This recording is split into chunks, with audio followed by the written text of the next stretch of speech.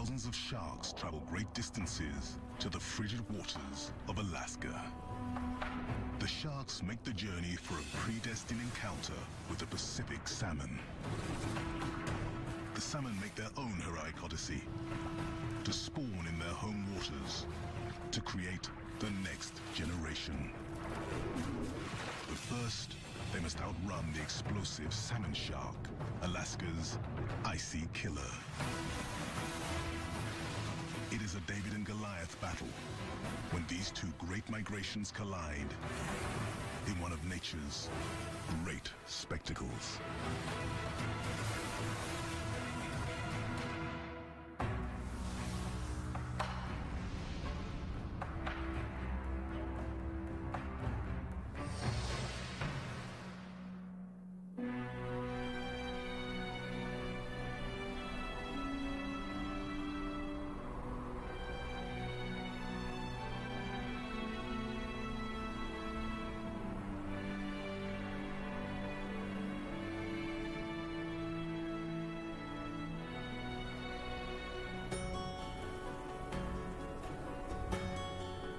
After a long, dark Alaskan winter, Prince William Sound welcomes spring.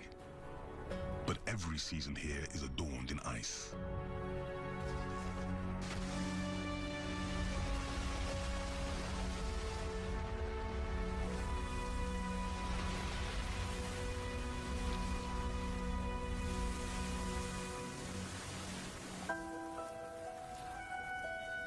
Even in May, the water temperatures barely nudge above freezing. Yet cold does not mean lifeless. An astonishing richness of life flourishes in these subarctic waters.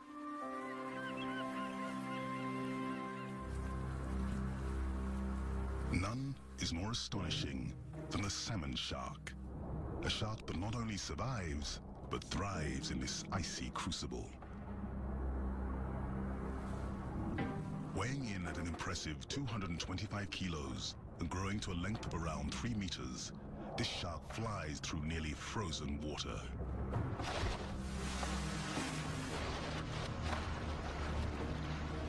But sharks in Alaska? One of the shark's favorite prey, Pacific salmon, lure the sharks to the Sound.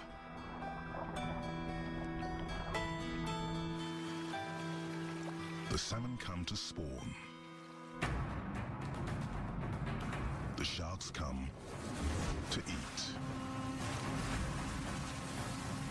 Once a year, the salmon shark and the salmon collide in an epic struggle. One runs on hunger, the other on urgency. Nothing less than the survival of its kind. And this is their Arctic arena. As Prince William Sound sits on the northernmost shores of the Gulf of Alaska, the waters of the Sound are cold year-round. But in spring, they come alive.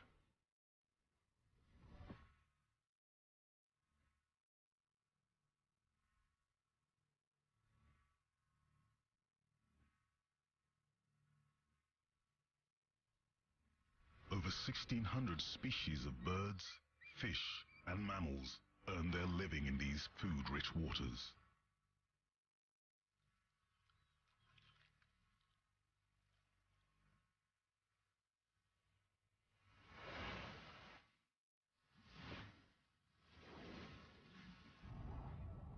At the base of the food chain, microscopic plankton converts sunlight from the lengthening days of spring into a massive bloom of life, turning the water milky green.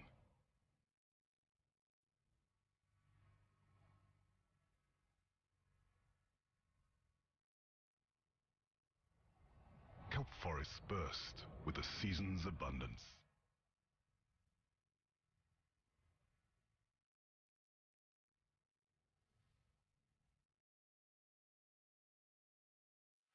Hungry animals answer the summons of these ample waters. Among them, the salmon shark.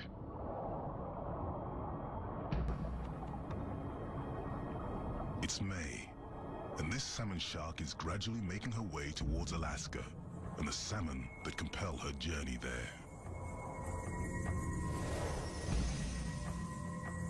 She began her long solo odyssey to Prince William Sound a few months ago, in the waters off California, where she was born.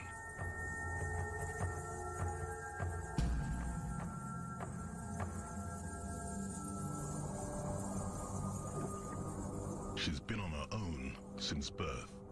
Having had no parenting, she runs on instinct. She's now 5 years old, and this is her first trip to Prince William Sound. It's a mystery how she will find her way.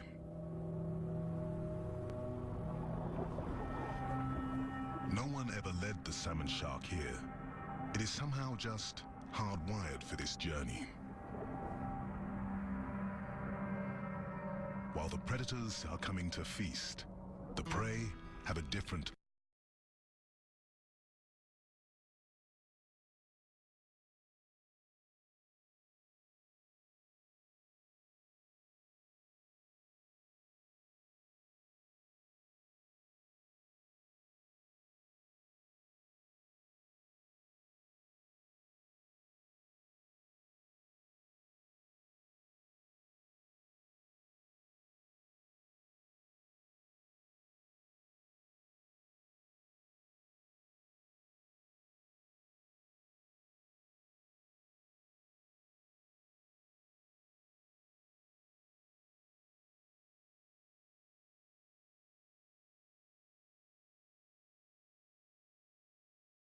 With the coming and going of ice ages, glaciers have advanced and retreated, marking millennial time.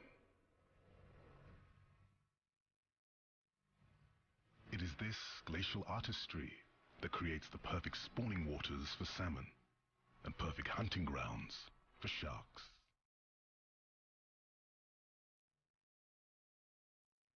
Over time, ice sheets gouge out steep valleys that fill with seawater, creating fjords. Salmon must pass through these fjords to find their spawning grounds beyond them, in the Sound's 1,100 freshwater mountain streams. The salmon need to reach these streams to lay their eggs. The salmon sharks will seize this necessity for a predatory advantage, gathering in the fjords, standing between the salmon and the streams they must get to.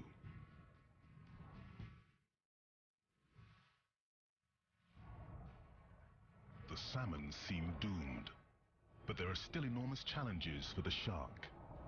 Hunting small, fast fish in ice-cold water requires special abilities. The salmon shark is the fastest predator here. Of the roughly 400 known sharks in the world, this is the only large, active shark equipped to ply these glacial waters. This shark will probably live to about 40 years old. She will journey to the Sound for her share of salmon every spring.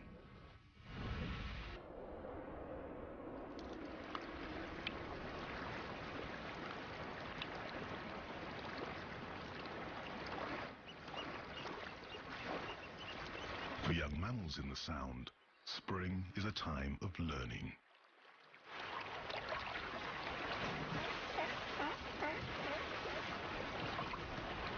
Mammals raise their young, giving them the enormous evolutionary advantage of being nurtured. Of protected mothers handing down their hard-earned lessons of survival. Neither sharks nor salmon have this edge. They are programmed rather than parented. Primal drive propels their journey to the Sound. They travel on an inevitable path, ever closer to their destination and each other.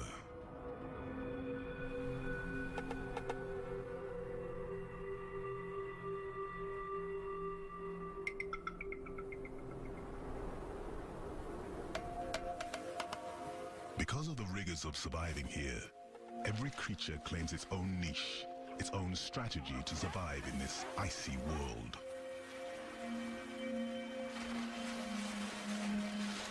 But none is more keenly adapted to hunt these waters than the salmon shark. Even its more notorious cousin, the great white shark, rarely ventures into the icy waters that the salmon shark rules.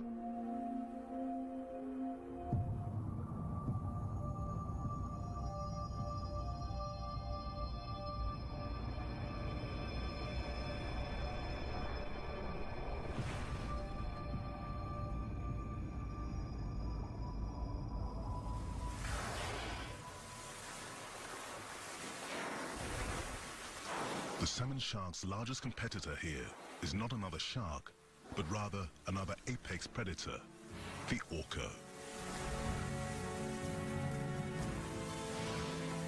Orcas earn their nickname killer whales because they will attack whales, sea lions, and the occasional shark.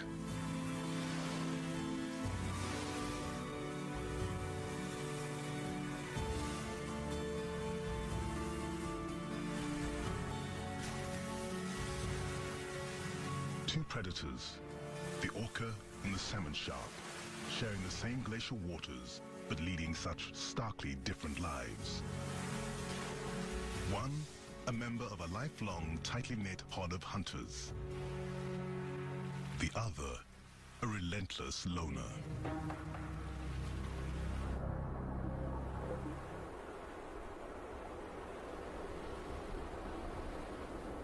It's July. Thousands of solitary salmon sharks are now at the mouth of Prince William Sound. The sharks are here, just ahead of the salmon. Tens of millions of them are now closing in on Alaska's coastline. Every one of these salmon was born here, in the Sound. And this will be their first and final homecoming.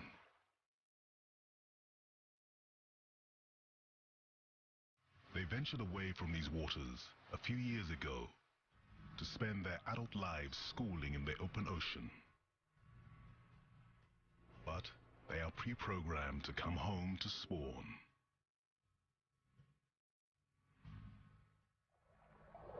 Yet every salmon coming here will die this summer.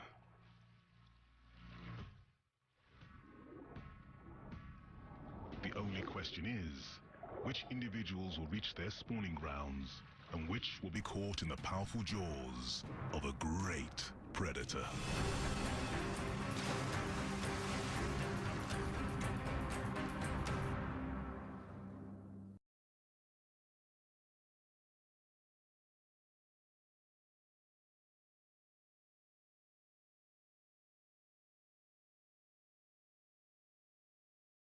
Nature perfected this exquisite hunting machine many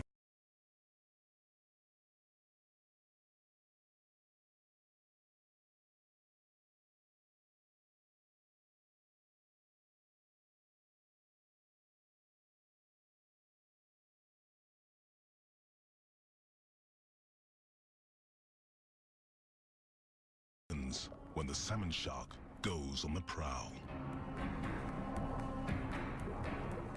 First, critical for hunting fast prey like salmon, the shark's body is streamlined, allowing her to cut through the water with minimal drag and maximum acceleration.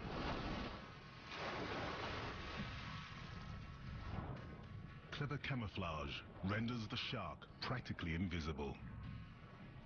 Prey above fail to see her dark back, while prey below might mistake her light-colored belly for sky. As a hunt begins, the shark recruits its fine senses of smell and hearing. If a salmon is wounded, the shark will smell blood in the water or hear it thrashing.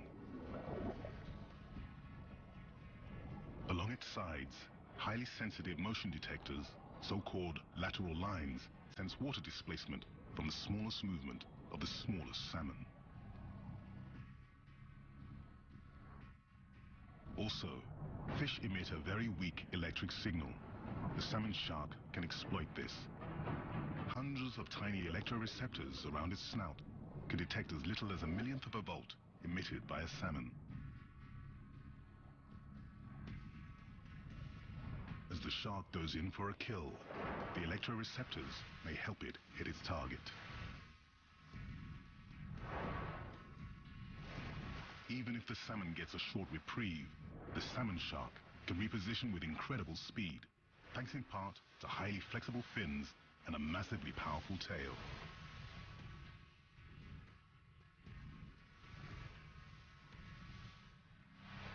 So how can the salmon shark perform at this level of excellence in ice-cold water? Since the vast majority of sharks live in much warmer climes, how does this one prosper here?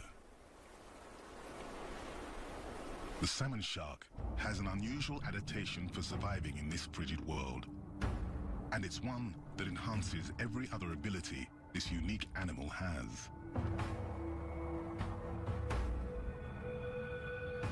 Amazingly, this fish is warm-blooded.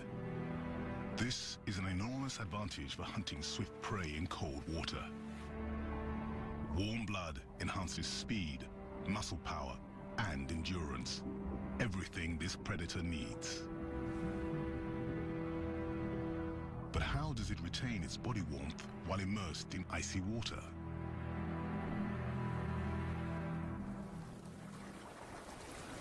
The greatest threat to all warm-blooded animals here is heat loss.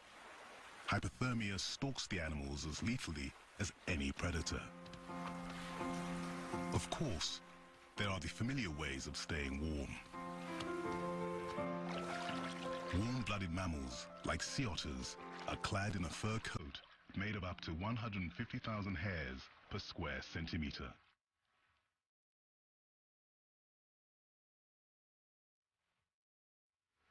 The otter must constantly groom this thick but easily matted fur to maintain its insulating properties.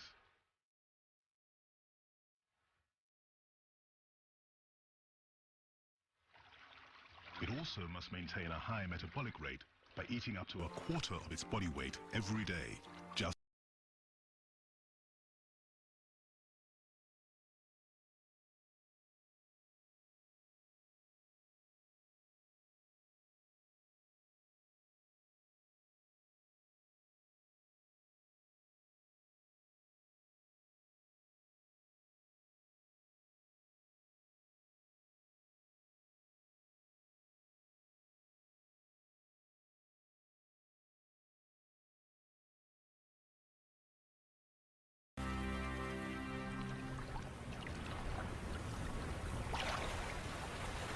The harbor seal employs a more passive method of staying warm: blubber.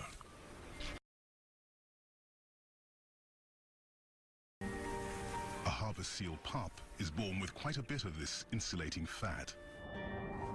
But the pup will only have a 24-day suckling period to build enough blubber to maintain its body heat.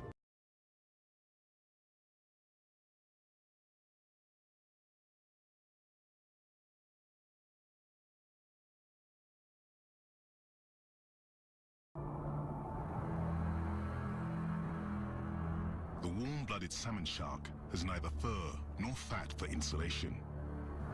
Yet it can raise its body temperature more than any fish in any water.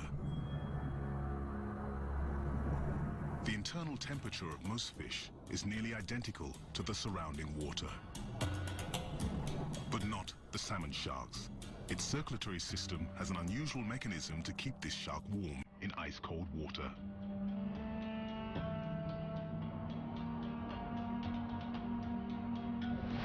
As cold water passes over the shark's gills, it carries oxygen to the blood. The cool, oxygenated blood then travels through the shark's blood vessels. But on its way to muscles and organs, cold blood is warmed by a heat exchange system. Adjacent veins, carrying warm blood from the shark's swimming muscles, transfer heat to cooler blood coming in from the gills.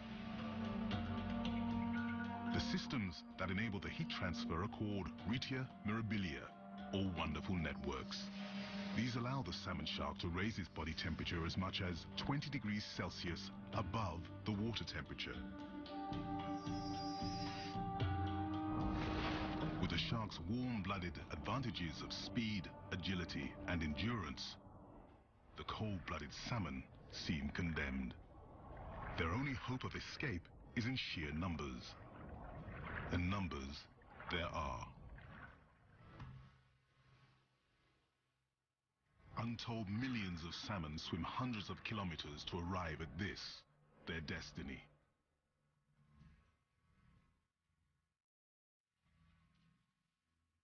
But however gallant the salmon's efforts, many will never reach their spawning grounds. The salmon sharks may eat as many as 1 out of every 4 of them.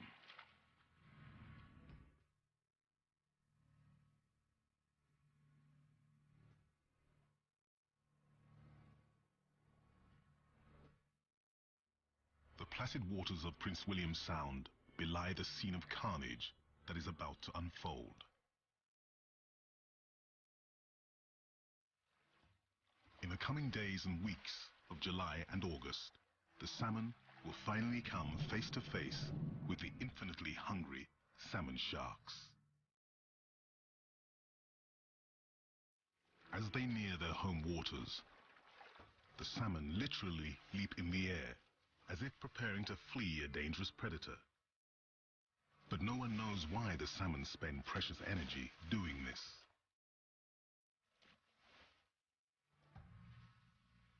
Soon, they will need every bit of their strength. First, to escape the sharks, and then for the epic struggle to return to their breeding grounds, to mate for the one and only time in their lives.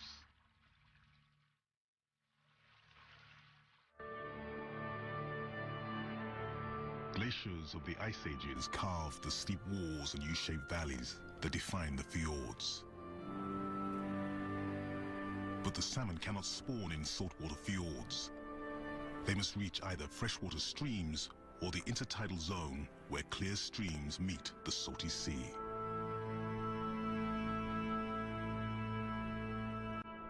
The salmon must cross the shark-infested fjords to reach their spawning grounds.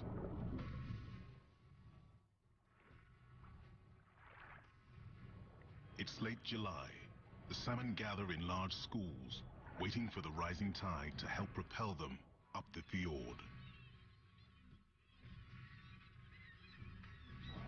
But laying in wait are the salmon sharks. This is the moment they have journeyed thousands of kilometers for. This is the moment they were literally born for. Some of the fish cling to the walls of the fjords, trying to outflank the sharks. But instead of offering safe passage, the rocks may doom them.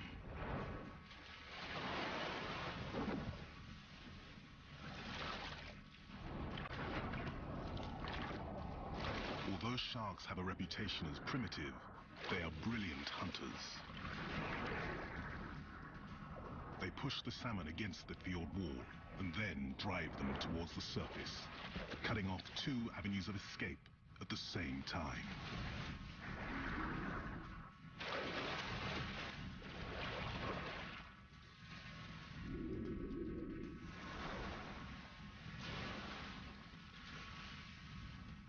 Even if a shark misses on the first strike, it is so flexible and has such endless endurance that it literally runs circles around a fleeing salmon, churning a prison of water until the salmon simply gives up.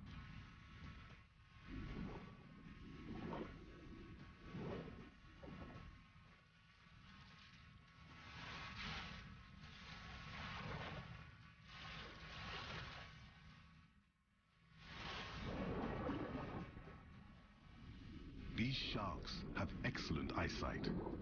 Scientists studying them believe that the way their eyes are positioned, far forward on their faces, that salmon sharks have particularly sharp binocular vision. This is an enormous advantage for closing in on small, fast salmon.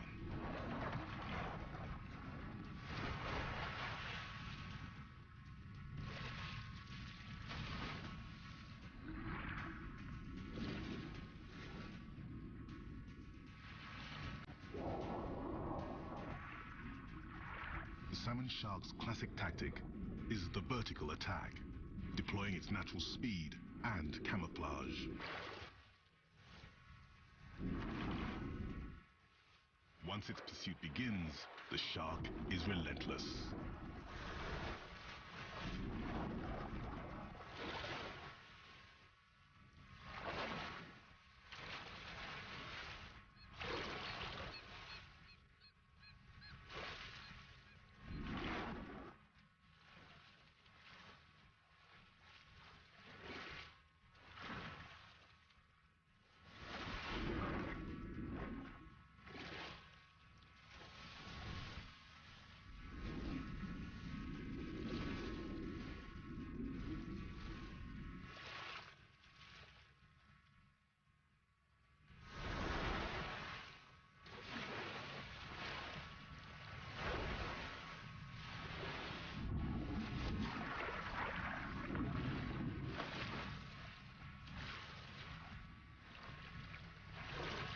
Gorging themselves in waters packed with salmon, many sharks may strike at once.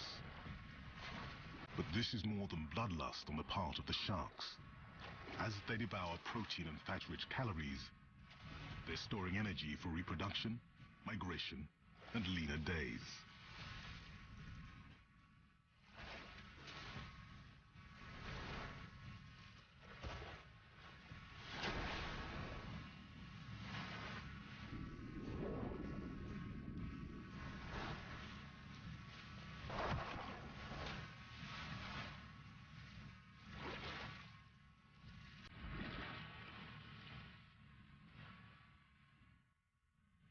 It's clear that the sharks are here to feed a common hunger.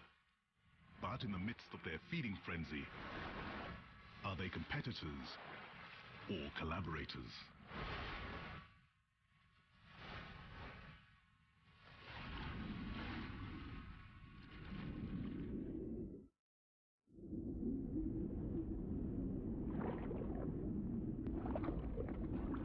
Marine biologists are just beginning to understand the nature of these unusual sharks.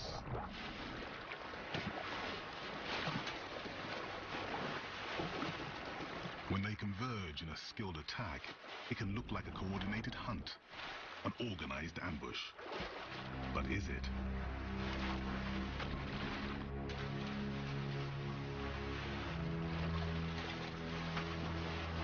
Do they communicate? Do they coordinate? Do these fish plot and plan?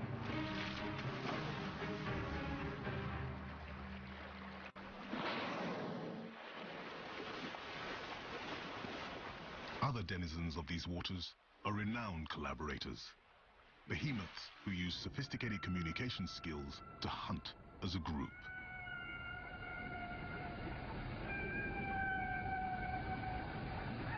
Humpback whales even make specific assignments to individuals within the hunting parties.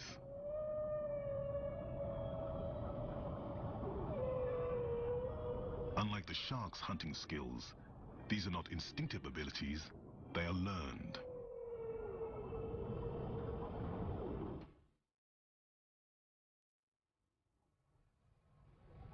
In stark contrast to a salmon shark, a humpback mother will teach her calf how to hunt.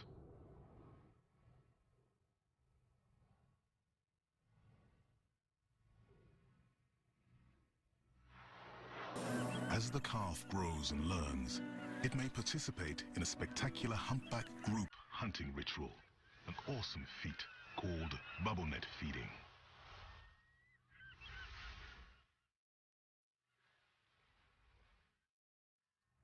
Schools of herring attract the humpbacks, much in the way that the salmon lure the salmon sharks.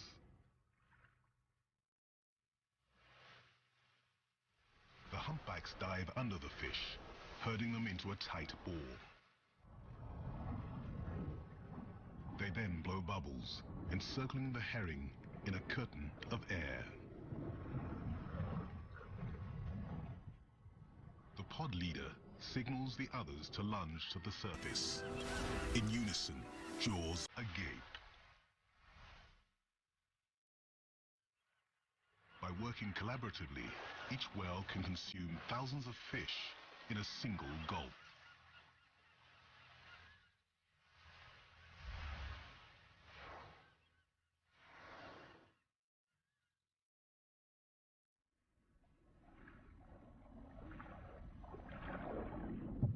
Salmon sharks also hunt with each other, but in their case, proximity does not mean cooperation. Several sharks can strike at once, scattering the hapless fish, enabling each shark to pick off its own target. The sharks appear to have an instinctive understanding of their enhanced power when they work the same waters. A salmon fleeing one shark may fly into the jaws of another. But most biologists believe that the sharks do not coordinate their hunt in the same way that mammals like humpbacks do.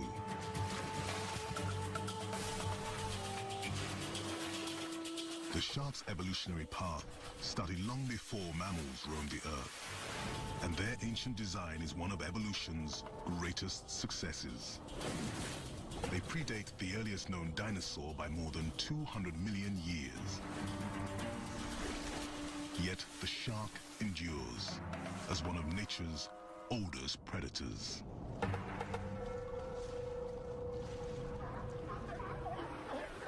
Sharks and mammals have, of course, followed very different evolutionary strategies. In Prince William Sound, as elsewhere, some mammals have morphed their bodies through time. Stellar sea lions probably evolved from a bear-like land-based creature 20 million years ago.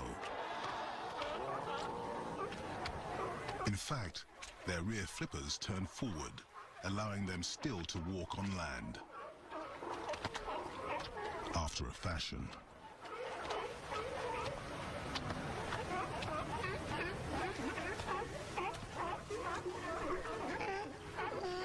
Unlike their fellow predator, the salmon shark, sea lions are territorial. A bull establishes his turf and will fight to defend it.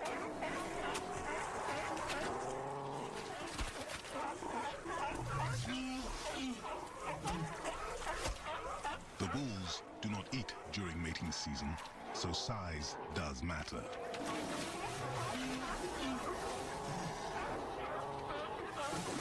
The bigger the bull, the longer he can fast. Less time foraging, more time mating. The gregarious bull's personal success, and that of his endangered species, depends on maximizing mating opportunities.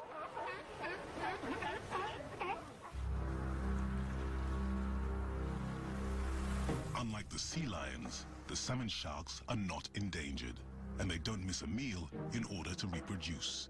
They will mate in summer and into fall.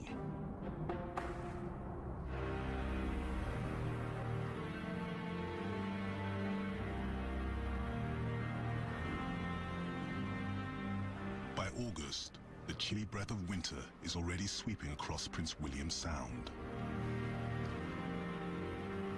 Here, every season but winter passes quickly.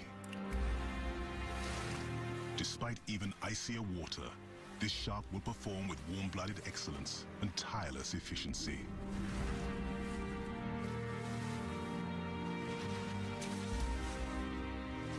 As fall eclipses summer, the days become shorter, darker. The sharks seem to hunt more frequently at the surface, without the risk they run on brighter days of burning their sensitive eyes.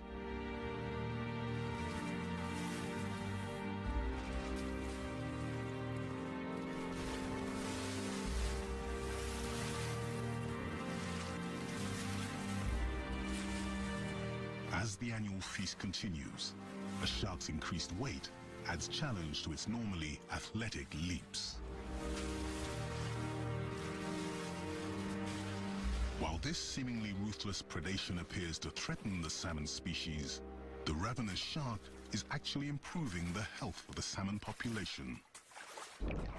By thinning out the less robust fish, it's allowing stronger genes to be passed on at spawning. So despite their hearty appetites, the sharks are good for the salmon species.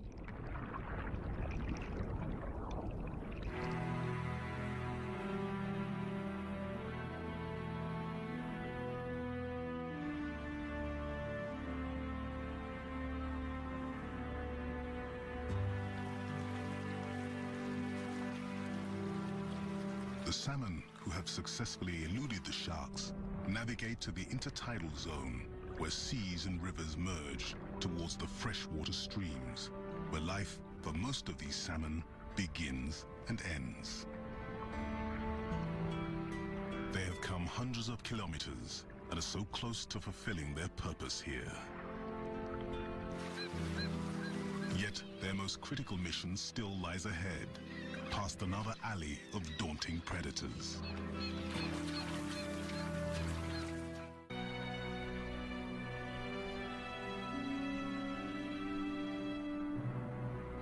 August in Prince William Sound.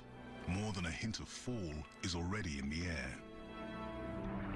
The surviving salmon have an even more urgent need to make it to their spawning grounds. Rather than dying in the jaws of a shark, it might be their own nature that will kill them. The fresh water of the mountain streams is already taking its toll. It's now only a matter of a few days before they will all perish. The salmon must overcome their waning strength to make it to the waters of their birth. But even as the salmon leave the saltwater domain of the salmon sharks, they are still in danger. At every bend in the stream, another predator stalks them. It's the salmon's curse to be so nutritious. Brown bears need enormous stores of fat for their impending hibernation. These one-year-olds can now catch their own fish. But a year ago, they were suckling in the den, taking mother's milk enriched by salmon fat.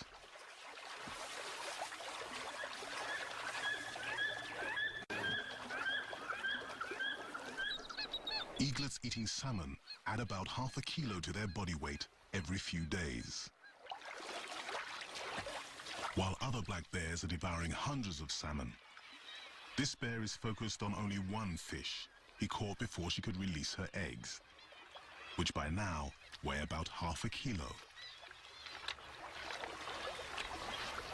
The bear forgoes the meat of the fish and, with the precision of a sushi chef, removes just the roe for a bit of caviar. Fortunately for the salmon species, others will make it further.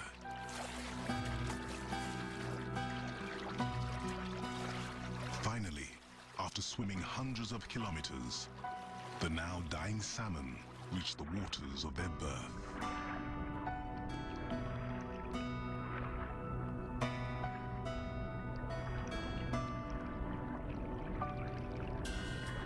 Jockeying for position, they struggle to spawn.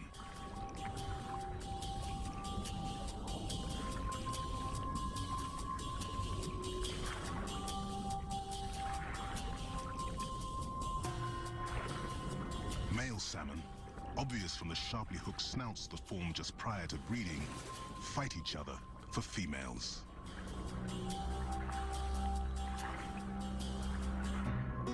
Females vie for the best spots to deposit their eggs.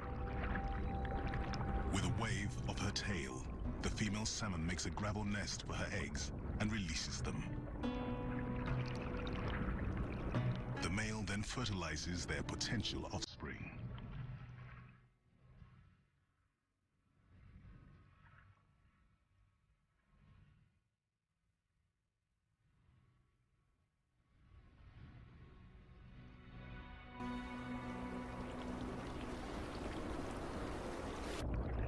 Just as the salmon sharks stalked the salmon, others will hunt their offspring.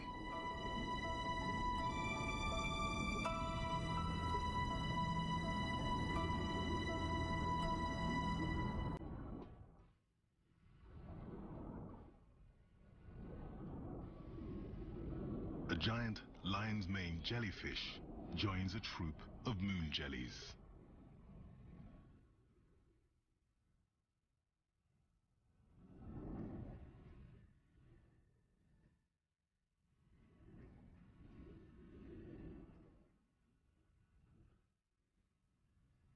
Though these magnificent creatures may seem benign, they are, in reality, a navy of hungry predators, a gelatinous flotilla feeding on tiny salmon eggs and larvae.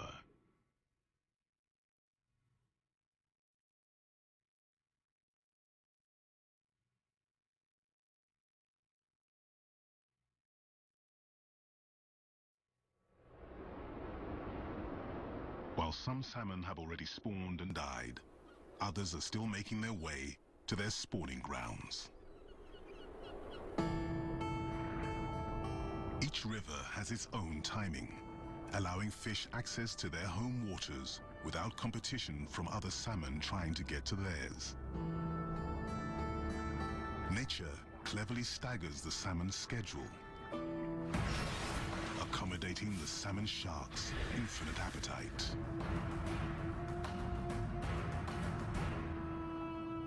But if, for some reason, the salmon never ran again, salmon sharks would not vanish along with them. The sharks would simply forage for other fish, as they do when the salmon are not running.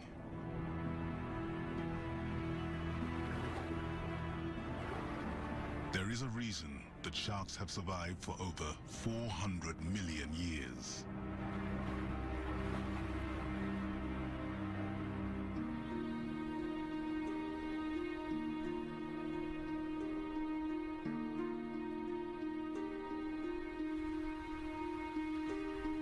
By September, most of the salmon are dead. As the salmon disappear, many of the sharks leave the sound, making their way to warmer waters where some will give birth to the next generation of salmon sharks. With the arrival of winter, Prince William Sound will cloak itself in a different sort of splendor.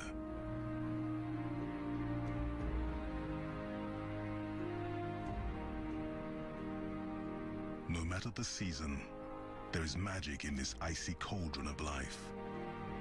Wizardry that commands creatures from thousands of kilometers away to come here.